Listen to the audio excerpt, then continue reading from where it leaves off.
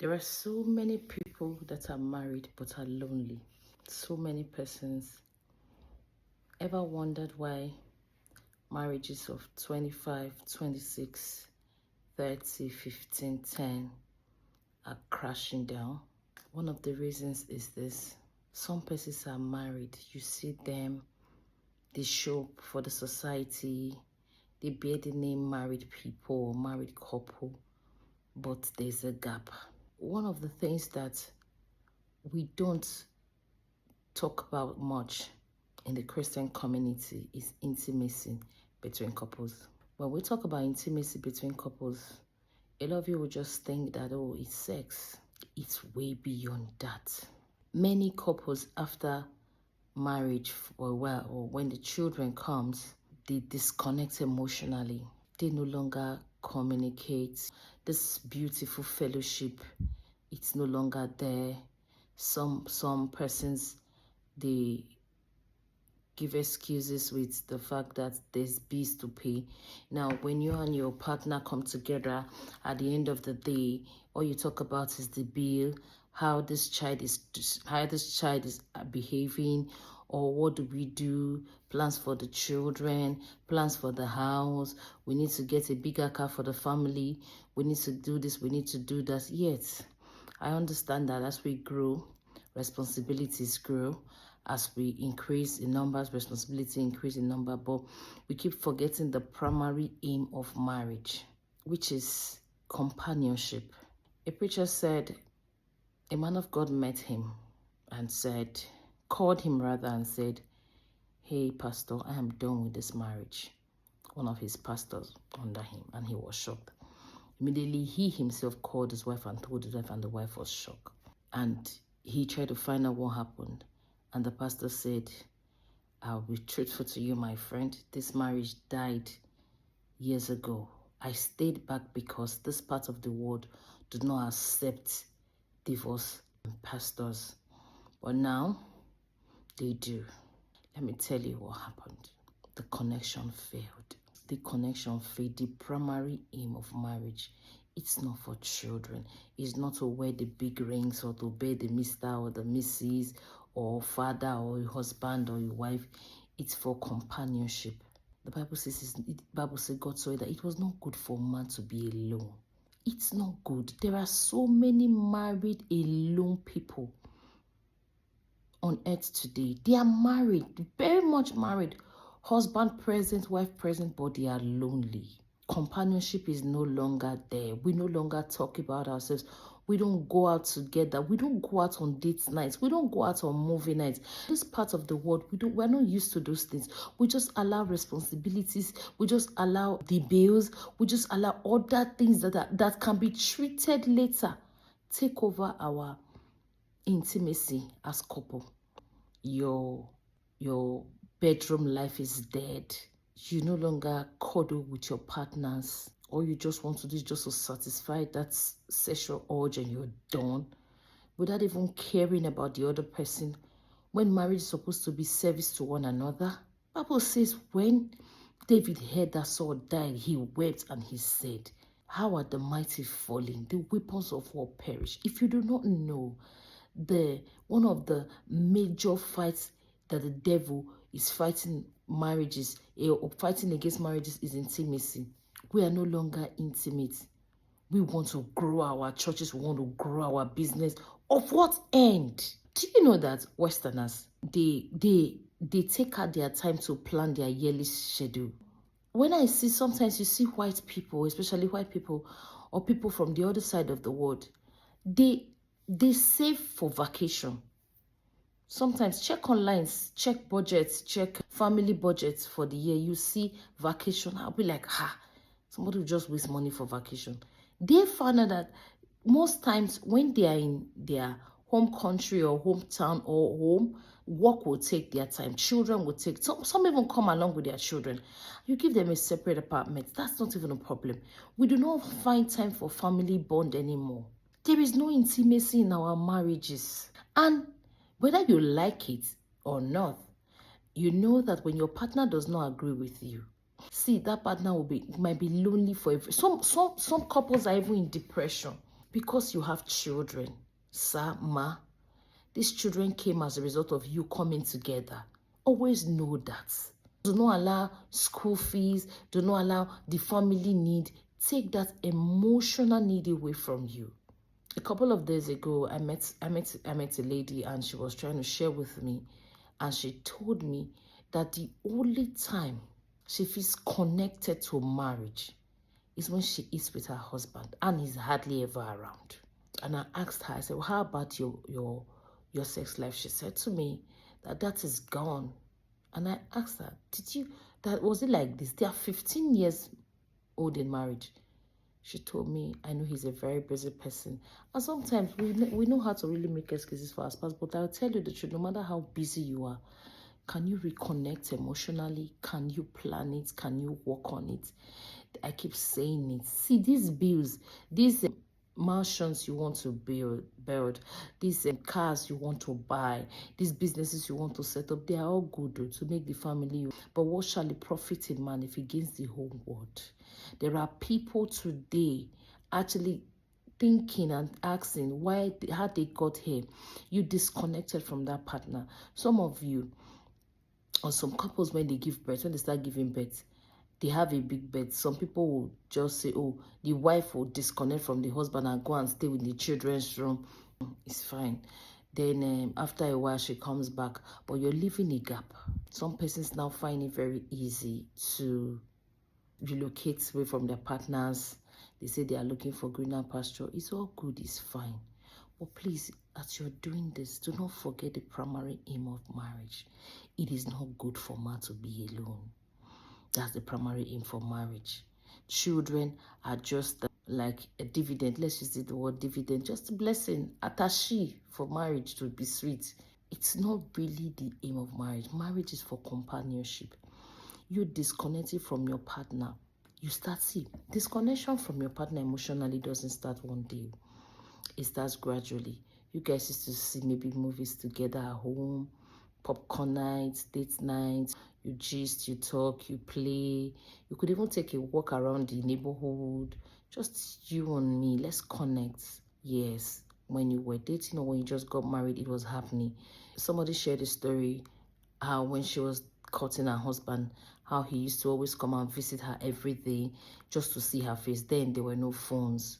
Now, some of you, when you now get married, you don't want to see her face. Now, when she maybe sometimes she wants to be emotional, you just say, I'm not in the mood for that now. Somebody shared with me and she said her husband, they were going through some challenges that her husband disconnected from her emotionally.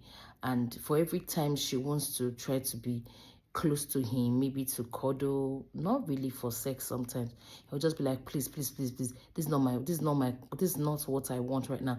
I'm planning on how to take care of my family. I'm planning to give people a good life. Please, please, please. She says the feelings will just go off. And I ask, have you spoken to him? Please, if you're a man, you're a woman, you notice an early disconnection in your intimacy, please, can we talk about it? Can we take vacation seriously? Some of you, you go to church Monday to Sunday. Bible study. Monday, a workers meeting, you are there. Tuesday, Bible study, you are there. Wednesday, prayer meeting, you are there. Thursday, a women's meeting, you are there. Friday, prep for Sunday, choir practice. Saturday, choir rehearsals. You are in all the departments in church. Only you are doing everything. And now you disconnect from your partner. You know why I just said, as in, a lot of contact I got the previous week. Someone was sharing with me how women are now cheating on their husband.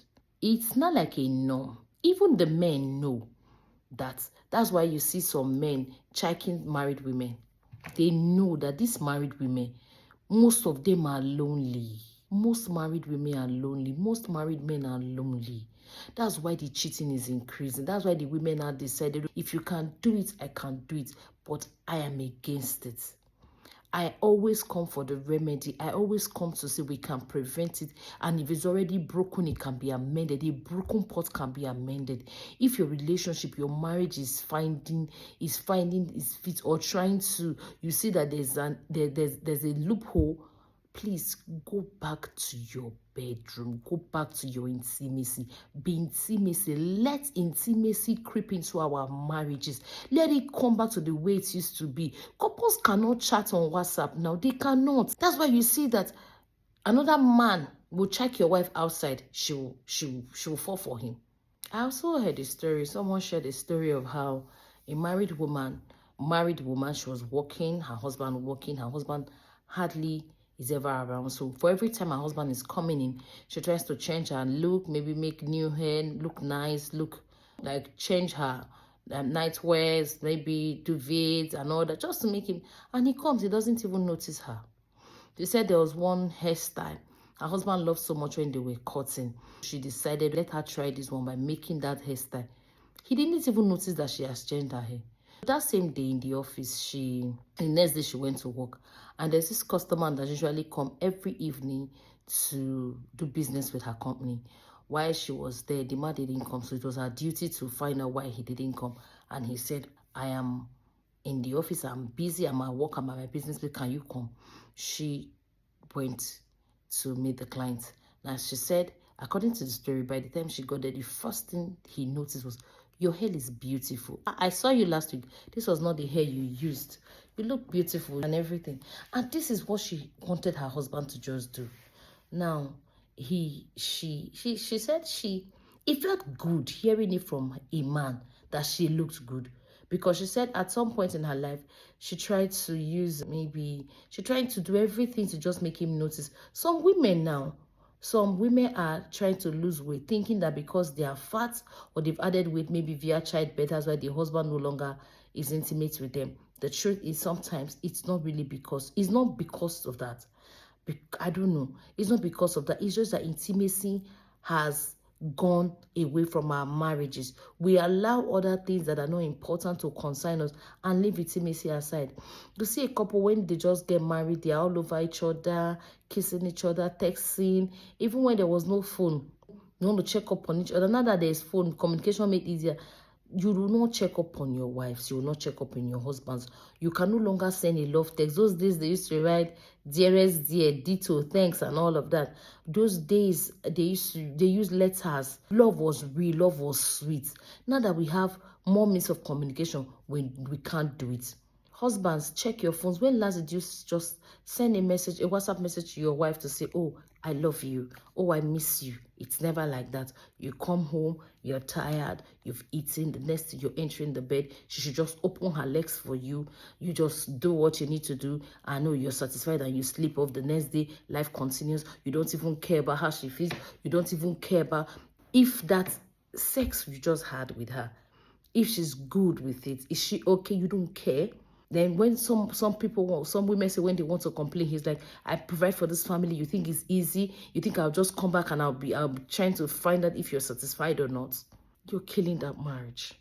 Then for the women, you come back from work, you come back from wherever you've gone to your business, and your husbands come back, everybody had dinner and everything, and next thing you're on the bed and he comes around just to maybe have a alone moment with you. You're tired. You're tired, you sleep off. I know it's not easy, but if we can juggle life, business, and work, we can still do that little thing to make our marriages stand and sweet again. My main aim in this ministry is to keep bringing sparkle to our marriage, to keep letting it spark the light. Because the Bible says the way of the just is like a shining light that shines brighter, brighter unto a perfect. So I say, Christian, if you notice there's a crack in your marriage, can you go back to being intimate? Can you go back and ask God to help you to come back to your wife as Christ loved the church and gave himself for it? And if you're a woman, can you go back? Can you stop being tired? Can you stop eating late night meals? Can you stop taking heavy carbohydrates? Can you stop eating swallows after 8 p.m. and you just go to bed and you're sleeping, ignoring the Son of Man? Can we go back and bring sparkle into our marriages? Can you pick up your phone and send your husband a text, say, oh, I miss you, I love you, and I would want us to have some good moments this evening? Can you please change your night wears? Can you please sometimes look good like this? Wear your beautiful, good hair to bed. Let him notice that this baby is still babying. Can you stop doing things as if the world is ending today? My pastor used to tell us, she will always say, live your every day like it's your last day on earth. Live your best. Do your best. Some of you will say, I am doing it, but he's not noticing it. That means change your strategy. If you change your hair, he doesn't notice it. Let him know he did not notice you. And learn to know when to communicate these things to your partner. Then some of us, after we've gone out for the day's work or the day's business, we come home, we bring the business and work home. You do work, you sleep off. Then you now tell me that when a man now checks a woman outside, you think she's flirting around, you think this is wrong, you think that is wrong. I agree it is wrong, but can we close the loopholes? That woman kept on getting compliments from that client until before you knew what was happening, she fell in love. My pastor said he met a married woman and she came to him to talk to him about how she's been cheating on her husband with her boss. The pastor said when she opened her phone, the kind of messages that the boss used to send to her, that even him, the pastor, he was thrilled that a man as busy as the boss will find time to compose some kind of bastard messages that when you read it, your head go turn. And the first thing he asked her was, when was the last time you tested your husband? So, Pastor, I can't remember. Opened her phone and showed Pastor how she has been trying to, how she texts, he reads, he doesn't reply. Some of you, your wife will send you messages on WhatsApp, you will not read it. You will ignore it. But you see one group post, one group that you belong to, that you are just there. You open. Every other person will send you a message in your WhatsApp, on your WhatsApp. You will read it. Your wife, you will ignore it. After all, she doesn't have anything to say. You don't even know what's happening to her on the other end. You don't even know if she's going through a lot. You don't even know if her emotions are in check. There's nothing wrong with saying, hey, babe, how you doing? Reply those messages. Write her something. For the lady, drop notes in his pocket while he goes out. Give your partner something to come back home for. Let your partner hear to come back home. No this and no peace. Please bring sparkle back to your marriages. Talk about these things. Work on it. Because we are living the primary aim of marriage and doing every other thing that is important. Farm your marriage to flame. Let the sparkle come alive. Let light begin to sparkle again. Go back to your bedroom. Work on your intimacy. Woman, stop being tired. Man, stop overworking yourself to be tired.